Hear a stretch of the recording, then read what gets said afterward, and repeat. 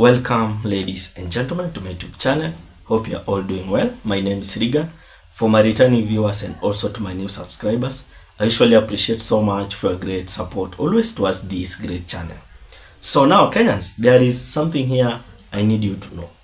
Because jana kulikuwa na ile speech yenye William Samoei Ruto alitoa. And during that speech, there is some section, or there is a certain section on that speech I need you to listen. But before we watch that video, ladies and gentlemen, ensure you like the video. If you like the video, you automatically support the work I am doing in this channel. So, thank you so much for that like. Let's watch this section of that speech, then we proceed. And the country does not belong to William Ruto. The country belongs to all of us. And if there is no country for William Ruto, there is no country for you. After you have watched that section, there is something you have come out with. And for me, the thing which I came out with from that statement, it is a dictatorial government. Because now Ruto is trying to show us something here, which most of the Kenyans najua, hawakuelewa hiyo part. Na hiyo part ameisema vizuri sana. Amesema, without Ruto, kukuwa na country, pia nyinyi wengine mjue hamtakuwa na nchi. Ruto asipokuwa na nchi, pia nyinyi hamtakuwa na nchi. That's the simple thing coming from that video. And at that time, remember, Ruto, he was so serious, talking about that thing. So, ukumbuke, hiyo speech ilikuwa ya jana. And for now, it's coming out clearly that now there is something Ruto is planning. Remember, hata last time, alisema that, yeye, hayuko ready ku hand over the power. Because, anaona, wale watu wenye anaweza wa hand over power, ni watu wenye hawana plan. And again, remember, kuna day pia alisema that, last time, ilimbidi, apite na watu ndo inchi, itulie. So, we have several events showing how Ruto is planning to dictate this country. And you can clearly tell with several events which I have not mentioned.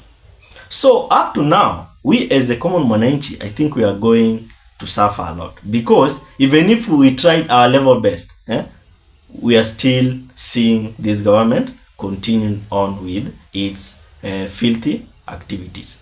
And you can clearly tell from even the allies of William Samoei Ruto.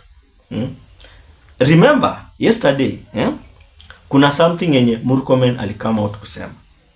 Na hiyo kitu yenye Murkomen alikama out kusema, it was a very, very bad thing. Ati ana give the police an order to shoot, to kill. I want you to listen that part, then we proceed. Tumeambia polisi, mtu yoyote mwenye atakaribia police station, piga yeye risasi. As if that is not enough, leo pale State House kulikuwa na mkutano ya security agencies. Kulikuwa na zile meeting ya security agencies pale level State House. And for now, kuna ile part pia William Samoei Ruto during his speech aliongelelea. And from that part ndio nikajua yenyewe, Murkomen's words, it was a words from above. I want you to watch this video again. So that you can secure and make our country safe. And that I will do. And I will go out of my way. So, after that video, you can clearly tell that Murkomen vile aliongea last time, na vile Ruto aliongea leo, it is a clear indication that Murkomen ali receive the orders from above. Because for now, Ruto is coming out to tell us that atasimama na polisi yoyote yule. Irregardless of what the police has done. So up to now, yeye hataki kujua hata polisi amefanya nini. Yeye ameshasema that atasimama na kila polisi. Si polisi wote na wabaya, mjue hivi. There is some of the police now, they are very, very good. But there is some of them, some of them are being used by the government. They are dangerously weaponized. And that's why you are seeing now, last time, Murkomen is coming out to tell some of the police that this is the order of shoot to kill. And I think that order on the side of Murkomen, it is not allowed for him to give such kind of order. He's not an IG. He's a cabinet secretary. So due to pressure and due to condemnations coming right, left and center, it has forced now Murkomen to come out to justify himself. And remember, as long as you as a leader, you are trying to justify yourself on what you have said, it means you are now failing. Or it means you have already failed. Ulisema kitu, baadaye unakuja kujitetea. You are already failed. There is nothing like ati yo siju unakuja kujiexplain. Unakuja kujiexplain nini? So now Murkomen is coming out to justify himself. But what I can say is this. I thought that the police had adequate training on the same and have been following to the book. So on my point, there was no point of reminding them. So sahi Kipchumba Murkomen anakuja kusema that alikuwa anakumbusha polisi. And on my point, I don't think it was necessary for Murkomen to come out and remind the police what to do, because we have the sections of the law and we have the section which say that this and this police can do. So now Murkomen is coming out to justify himself.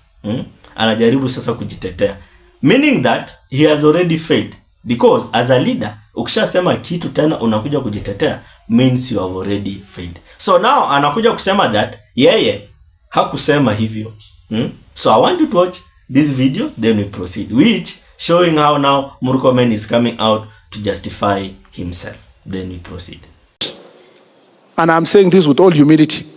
I cannot order an Inspector General of Police on anything because the Constitution denies me to do so.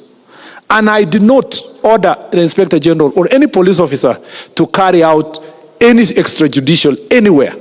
Your Excellency, what I did was to state the law. And as a lawyer, I have studied, read this law, and I understand what the law says. And what I told the police officers is, if you will not find me anywhere where I said somebody should be shot to be killed, you will not find me anywhere where I said that a police officer should take orders from myself. No. I restated the law and reminded them what the law says. And for the benefit of those, Your Excellency, who have been speaking out there, I want to read for them the National Police Service Act, Section 61(2), and Schedule, particularly Schedule 6B1. Your Excellency is very clear on the use of firearm. And I want to read it verbatim. It says, Your Excellency, that firearms may only be used when less extreme means are inadequate and for the following purposes. 1, saving or protecting the life of the officer or other persons. 2, in self-defense or in defense of other persons against the imminent threat of life or serious injury. C, protection of life and property through justifiable use of force. D, preventing a person charged with a felony from escaping lawful custody. 5, or E, preventing a person who attempts to rescue or rescue a person charged with felony from escaping lawful custody. Your Excellency, I'm not the one who wrote the law. The law says a police officer, when faced with a situation of a threat of his life, must be able to use the firearm. After those videos now, you can clearly tell that the government we are with now, it is a kind of failed government. Because even the allies of William Samoei Ruto wanajichanganya left, right and center. Leo wanasema hii na kesho wanasema hii. Na remember, hii mambo nimesema sana kwa kwa most of my videos, that this government, his allies, huwa wanasema leo hii na kesho wanasema ile. And the perfect example is Kipchumba Murkomen. Last time alisema that any police have been given the order to shoot to kill. Now he's coming out to justify himself that yeye hakusema hivyo. So you can clearly tell that something is wrong somewhere, because the way these leaders we're having up to now, they are saying things, it is a totally a mess. So up to that point, I want to hear your opinion. Drop it at the comment section. Otherwise, thank you so much for great support. Consider subscribing, commenting, liking, and sharing. Let's meet in another video.